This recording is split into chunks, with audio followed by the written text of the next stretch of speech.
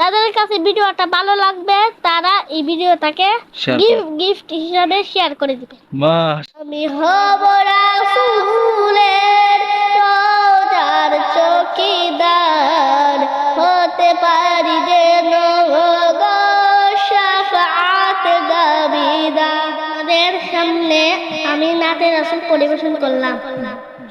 হব মাদিনা সারা বেলা জারুদার, রওজার কি